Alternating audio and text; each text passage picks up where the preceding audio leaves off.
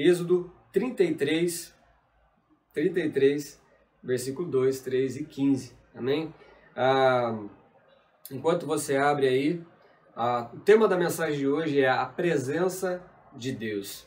E quando eu estava revendo essa mensagem, eu me lembrei de Jacó, naquela passagem bastante conhecida, quando Jacó ele passa lá no Vale de Jaboque e ele luta com Deus. E nessa luta com Deus, já no raiar do dia, o homem ali que representa Deus fala, olha, me solte, né? Já está raiando o dia. E ele fala, eu não te deixarei enquanto o Senhor não me abençoar. Eu lembro que quando eu li, relembrando dessa passagem, é lógico que essa passagem tem muitos ensinamentos bíblicos, muitos princípios que nós podemos tirar, porém é gritante a diferença da atitude de Jacó nesta passagem com a atitude de Moisés na passagem que a gente vai ler agora, tá bom? Em Êxodo 33, a partir do versículo 2. Essa passagem ocorre logo depois do povo de Israel ter desobedecido a Deus, ter feito um bezerro de ouro e adorado a Deus. E aí Deus, ele fala com Moisés essas palavras. Acompanhe comigo. A partir do versículo 2, diz o seguinte: mandarei à sua frente um anjo, e expulsarei os cananeus, os amorreus, os hititas, os ferezeus, os heveus e os jebuseus. Vão para a terra onde manam leite e mel. Mas eu não irei com vocês, pois vocês são um povo obstinado, e eu poderia destruí-los no caminho. Essa passagem é bastante conhecida. Logo, como eu já disse, é logo após o povo de Israel ter desobedecido a Deus. E quando eles desobedecem a Deus, né, fazendo aquele bezerro de ouro, Deus chama Moisés e ele fala exatamente isso para Moisés. Fala, olha, eu garanto a minha bênção a você. Vocês, todos os inimigos que virão contra vocês, eu os destruirei. Eu os darei vitória a vocês.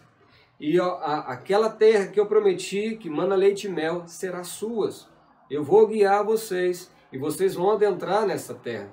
Deus prometeu, Deus estava falando assim para Moisés, Moisés, as minhas bênçãos vão acompanhar vocês. Vocês têm a certeza da minha bênção. Eu dou a minha bênção para vocês. E aí eu pergunto para você, quem quer a bênção do Senhor? Você quer? Mas a pergunta que eu faço agora é um pouquinho mais profunda. E o Deus da bênção, você também quer? Qual que é a diferença gritante aqui? Quando o Senhor ele fala isso para Moisés, ele fala isso para o povo chora amargamente, se arrepende. E Moisés ele fala para o Senhor o seguinte, que é o versículo 15, que eu tinha falado que a gente ia ler. Moisés vai falar o seguinte: então lhes disse Moisés, se a tua presença não for comigo, não me faças sair deste lugar. Olha só, irmãos, olha a diferença da atitude de Moisés com a atitude de Jacó. Jacó, quando tem um encontro com o Senhor, ele agarra ali, né, o anjo ali, o homem que representa o Senhor, luta com eles, né? E ele fala, eu não te deixarei ir enquanto não me der a sua bênção, enquanto não me abençoar. Depois que me abençoar, aí o Senhor pode ir. Mas Moisés ele fala o contrário. Deus fala o seguinte, eu vou te abençoar, toma a minha bênção, recebe a minha bênção. Moisés fala assim, olha, se o Senhor não for comigo, não me faças sair deste lugar. Moisés deixa claro que para ele é muito mais importante a presença do Senhor do que as bênçãos do Senhor. É um grande ensinamento para mim e para você, porque infelizmente, meus irmãos, tem muitas pessoas que se achegam diante de Deus como se fosse um tio rico, como se fosse um padrinho milionário, né? Que vai lá para falar palavras bonitas, para agradar, porque quer receber algo em troca. Quantas pessoas que não se achegam diante de Deus buscando a cura que Ele pode oferecer, a salvação que Ele pode dar, a prosperidade que Ele pode também dar.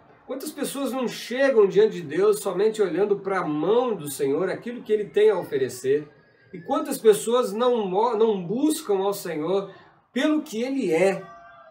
Sabe, não buscam ao Senhor, sabe, por quem, sabe, de fato é a presença do Senhor.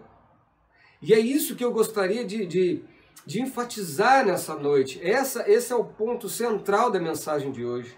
Que nós não devemos, sabe, buscar aquilo que o Senhor tem de oferecer, mas nós temos que buscar aquilo quem Ele é. Deus maravilhoso. Por que Moisés ele fala aqui, olha, eu agradeço todas essas bênçãos, todas elas são muito importantes, mas eu não quero sair daqui se o Senhor não for comigo, porque Moisés, quanto mais você vai conhecendo a Deus, e eu fico imaginando Moisés viu o Senhor face a face, Moisés ali subia no monte do Senhor, a glória do Senhor vinha. Quando Moisés ia na tenda, a presença do Senhor enchia aquele lugar. Moisés pôde contemplar a beleza da santidade do Senhor. Moisés pôde experimentar e ver quão doce e agradável é estar na presença do Senhor. Quanto mais a gente se aproxima de Deus, eu gostaria de ter as experiências que Moisés teve, mas quanto mais a gente se aproxima diante de Deus, mesmo nas nossas limitações, mesmo não sendo como Moisés, irmãos, é maravilhoso.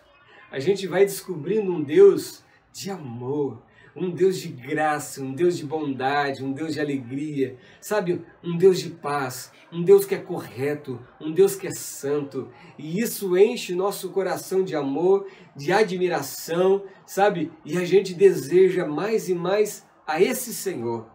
Pastor, mas e as bênçãos? As bênçãos não são importantes? Claro que são. Mas quando você está com o Senhor, meu irmão, as bênçãos são consequências. Grave isso. Se você estiver na presença do Senhor, as bênçãos serão consequências. É a mesma coisa de você estar morando agora com uma pessoa rica, com uma pessoa que é milionária. Você não vai mais depender, você não vai passar fome, porque tem de comer. Você vai ter uma vida confortável. Você vai ter aquilo que precisa. Só estou citando um exemplo. Quando você está com Deus, é fato que as bênçãos do Senhor vão te acompanhar e você não vai precisar de nada. E eu separei aqui alguns exemplos para você ver. Quando a gente está na presença do Senhor, as bênçãos nos acompanham. As bênçãos é consequência. Amém?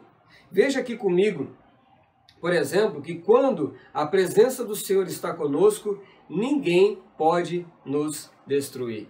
Aleluia. Nós podemos citar o exemplo de Josué. Josué, ele foi escolhido por Deus para adentrar com o povo, né? Moisés passa o cajado para Josué.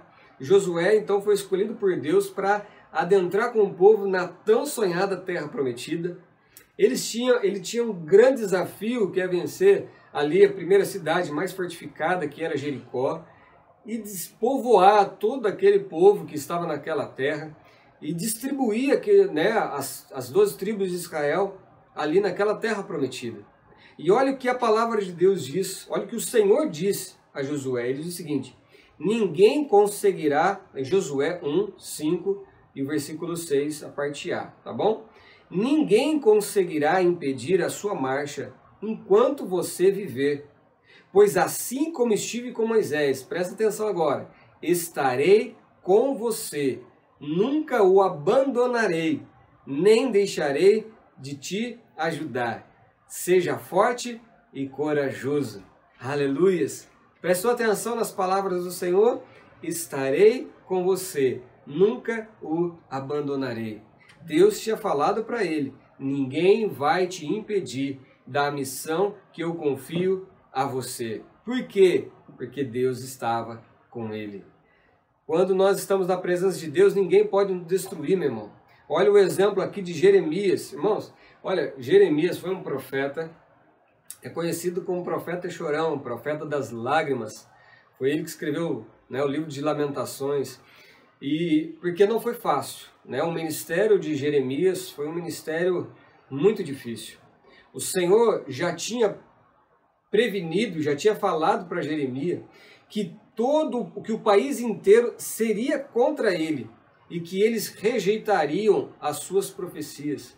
Ou seja, Deus falava com Jeremias, Deus falava com o povo, mas o povo o ignorava, o povo não obedecia, o povo fazia o contrário do que Jeremias falava, né, pela parte de Deus. Mas veja o que o Senhor ele fala ali para Jeremias. Ele diz o seguinte: eles lutarão contra você, mas não vencerão, pois eu estou com você e o protegerei. Lá em Jeremias, capítulo 1, verso 19, e no capítulo 15, verso 20. Veja que tremendo, meu irmão. Mesmo quando o país todo vai contra você, sabe, quando levanta os inimigos contra você, o Senhor, ele dá essa palavra, ele fala que quando você está na presença de Deus, eles lutarão contra você, mas não vencerão. Por quê? Porque você é forte? Não, porque eu estou com você, diz o Senhor dos Exércitos. Amém? Olha o que Paulo ele enfrenta ali em Corinto uma oposição ferrenha, muito difícil. E olha o que o Senhor ele vira para Paulo e revela, traz uma palavra para Paulo de noite e diz o seguinte, lá em Atos 18, do 9 ao 11. E de noite disse o Senhor em visão a Paulo: não temas, mas fala e não te cales, porque eu sou contigo. E ninguém te acometerá para te fazer mal, pois tenho muito povo nesta cidade. E ficou ali 1 ano e 6 meses ensinando entre eles a palavra de Deus.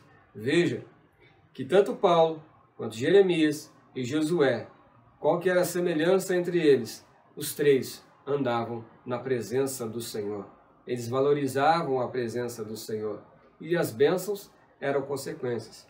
Quando a presença de Deus está conosco, somos transformados de pequeninos em gigantes na fé. Havia um tempo no povo de Israel em que os midianitas os pressionavam. Isso foi na época dos juízes. Os midianitas iam lá, sempre que tinha a época da colheita, eles vinham e tomavam tudo do povo de Israel. O povo de Israel vivia amedrontados, em esconderijos, se escondiam em cavernas, e eles sempre faziam isso. E Deus pega um homem, e esse homem era um homem muito medroso, era um homem que ficava assim, sabe, sempre se escondendo, se esquivando, arrumando desculpas. E olha o que esse Senhor, olha o que Deus fala para ele: o Senhor é contigo, homem valente, vai nesta tua força e livra Israel. Juízes 6, do 12 ao 14. Quem é esse homem?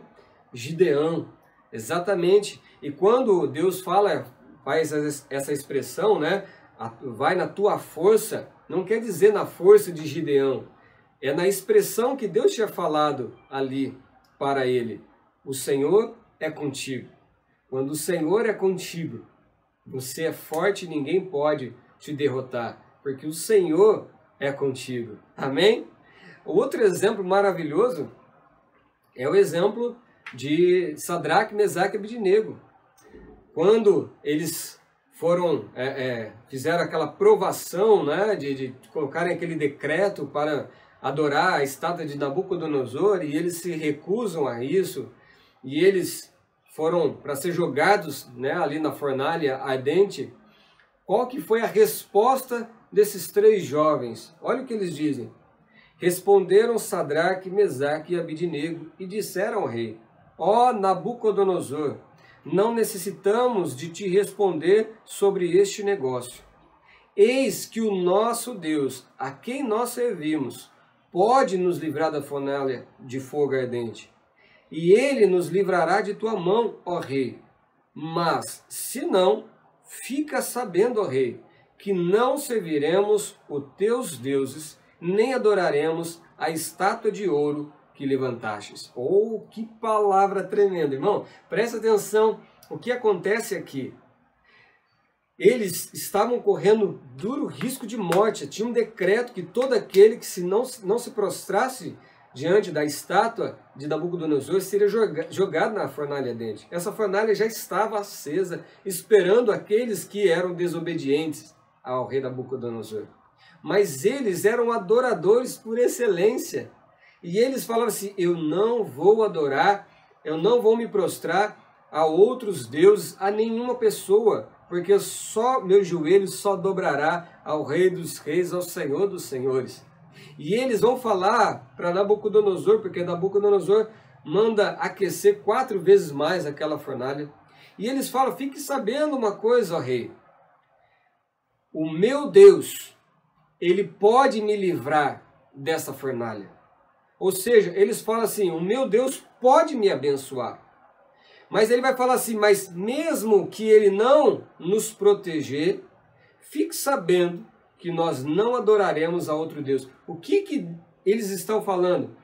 O meu Senhor, ele pode me abençoar, mas mesmo se ele não me abençoar, eu não quero perder por nada a presença dele. Eu não quero por nada desobedecer a ele, porque eu amo esse Deus. E eu sei que o meu Redentor vive. Aleluias! E nós sabemos nessa história o que acontece quando eles são lançados na fornalha ardente.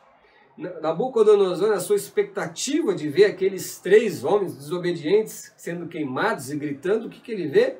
Um 4º homem andando entre eles com um aspecto de Deus, de anjo, ou seja, o próprio Senhor Jesus Cristo, o próprio Senhor andava com eles. Por que eles não se queimaram? Porque o Senhor estava com eles. Amém? A presença de Deus é maravilhosa. E nós precisamos desesperadamente da presença do Senhor. Amém, meus irmãos? E a bênção, pastor? A bênção será uma consequência na minha e na sua vida. Vamos lá. Quando a presença de Deus está conosco, seremos notados por aqueles que estão ao nosso redor. Preste atenção, isso não é para nossa glória, não é para a gente brilhar, né? Para a nossa glória, não. Mas quando nós estamos cheios da presença do Senhor, as pessoas ao nosso redor começam a notar algo diferente. Poderia citar vários homens, mas vou citar José. Eu gosto de José, a história de José é maravilhosa. Mas a gente viu o que aconteceu com José após ser traído por seus irmãos, vendido como escravo, foi comprado por Potifar. E olha só o que acontece, o que Potifar, o que a palavra vai dizer lá em Gênesis, capítulo 39, no versículo 1 ao versículo 4. Olha a história de José. E diz o seguinte, José foi levado ao Egito, e Potifar, oficial do faraó, comandante da guarda egípcia, comprou dos ismaelitas que o tinham levado para lá. Agora preste atenção. O Senhor era com Josué, que veio a ser homem próspero. Estava na casa do seu senhor egípcio. Vendo Potifar que o Senhor era com ele e que tudo que ele fazia, o Senhor prosperava em suas mãos. Glória a Deus. Logrou José mercê perante ele, a quem servia, e ele o pôs por mordomo de sua casa e lhe passou às mãos tudo o que tinha. Olha só, o que Potifar percebeu num escravo da sua casa, numa pessoa que normalmente as pessoas se passam por desapercebido, mas a presença do Senhor era com José, ao ponto de, mesmo sendo escravo, o seu senhor, um oficial, um homem importante, um homem muito ocupado, reparou nele e viu que Deus era com ele, e tudo que José fazia prosperava.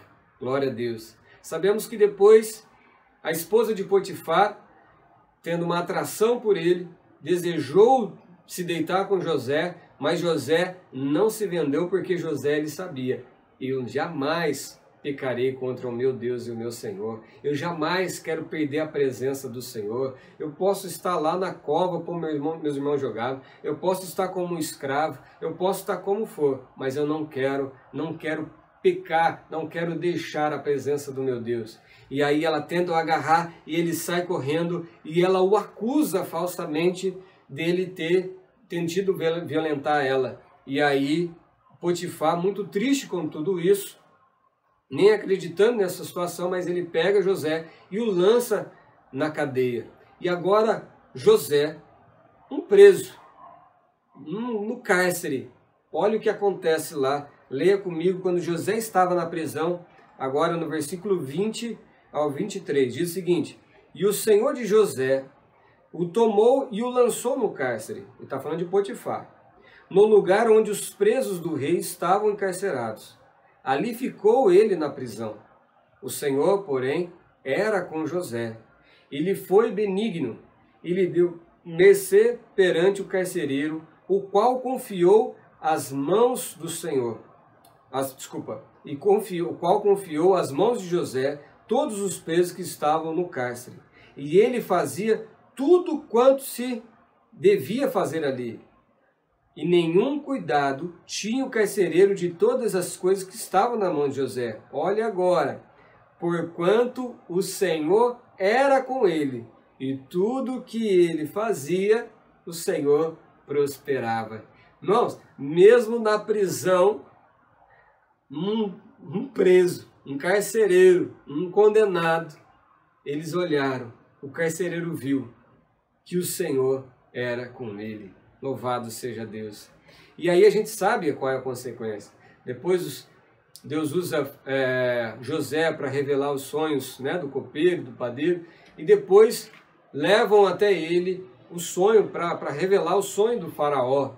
E quando José, cheio da presença de Deus, revela aquele sonho para faraó, olha qual a resposta de faraó para José. Ele diz o seguinte, lá no versículo, no versículo capítulo 41, verso 39 a 42.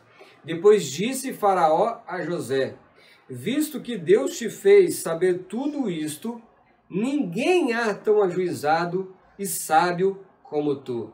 Administrarás a minha casa e a tua palavra obedecerá todo o meu povo. Ou seja, veja que até Faraó, irmãos, naquela época eles se achavam um Deus. Mas nesse momento, mesmo ele se achando um Deus, agora ele olha para uma pessoa que estava presa, uma pessoa que estava condenada, uma pessoa que estava ali moribunda.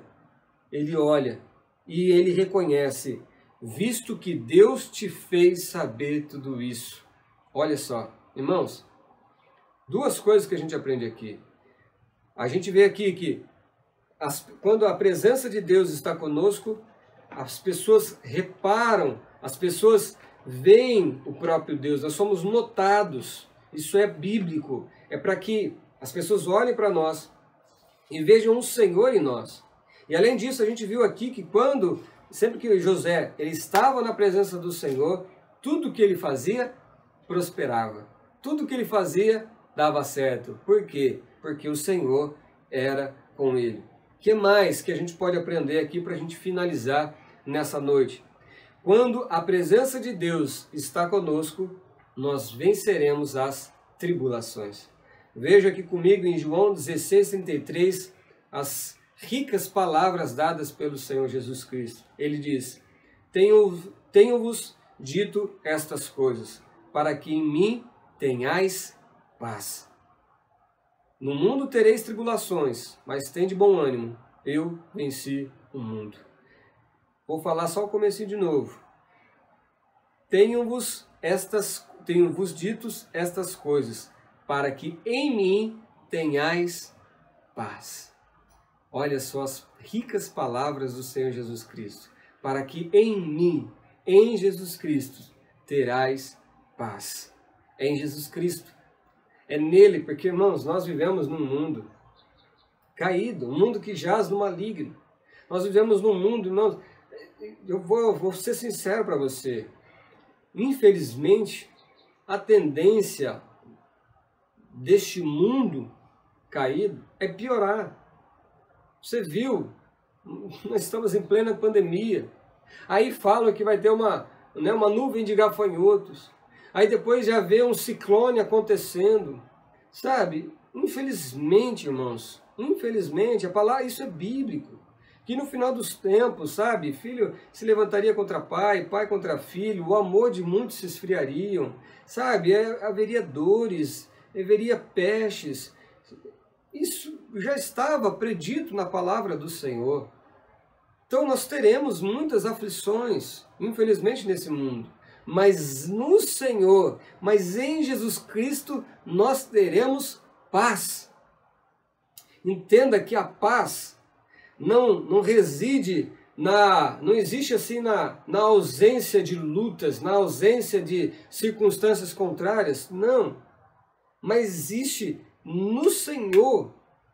Então a paz não é assim, eu não tenho problemas. Não, eu tenho problemas, mas eu tenho o Senhor como meu Deus, como meu Pai, como meu porto seguro, como meu refúgio, como a minha fortaleza. E nele eu estou seguro. E nele eu tenho paz. Amém? É nele. Veja aqui lá em Isaías, essa promessa maravilhosa para mim e para você. Isaías 43, no versículo 1 ao versículo 5, diz o seguinte: mas agora assim diz o Senhor, não temas, porque eu te remi. Chamei-te pelo teu nome, tu és meu. Quando passares pelas águas, o que ele diz? Eu serei contigo. Quando pelos rios, eles não te submergirão. Quando passares pelo fogo, não te queimarás, nem a chama arderá em ti, porque eu sou o Senhor, o teu Deus, o Santo de Israel, o teu Salvador. Não temas, pois eu estou contigo, diz o Senhor. Amém? Irmãos, o que ele está falando aqui é que a gente vai passar pelas águas, a gente às vezes vai passar pelo fogo, a gente vai ter dificuldade, mas ele diz que ele estará conosco.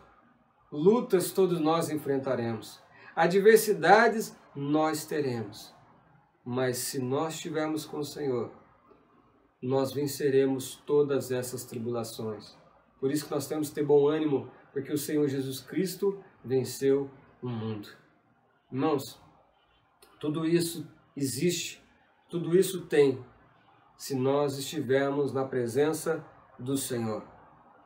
Eu citei aqui vários exemplos de bênçãos, eu poderia citar muito mais bênçãos, sabe, de estar na presença do Senhor, de tantas consequências maravilhosas nós temos e nós teremos se nós perseverarmos em buscar, em priorizar a presença do Senhor Jesus Cristo.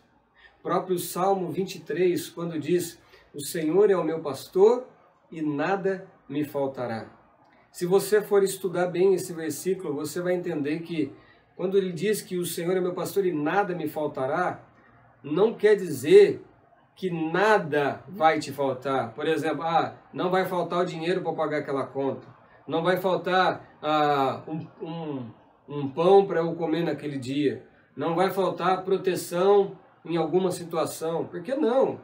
Às vezes você pode passar por situações em que vai faltar a saúde, senão não existiria crente doente. Não é porque alguém é cristão que não vai passar por dificuldades financeiras. Quando o Senhor, o salmista está dizendo o quê? O Senhor é meu pastor e nada me faltará. O que ele está querendo dizer? O Senhor é meu pastor. O Senhor é o meu pastor. E o Senhor é tudo para mim. Então eu nada terei falta, porque o Senhor me basta. É isso que ele quis dizer. O Senhor é o meu pastor, e isso já é tudo, e isso é maravilhoso, é isso que eu preciso, é do Senhor. Basta, o Senhor basta para nós, amém? Por isso que o Senhor Jesus Cristo é esse grande exemplo, sabe? Ele fala, ele permanece no Pai, e o Pai permanece nele. E a mesma forma que todos que permanecerem em Cristo permanecerão também no Pai. Nós somos enxertados ali na videira, irmãos. Amém? Da mesma forma que Jesus não saiu da presença do Senhor, nós temos que perseverar. Não importa o preço que teremos que pagar, o que nós temos que priorizar é a presença do Senhor.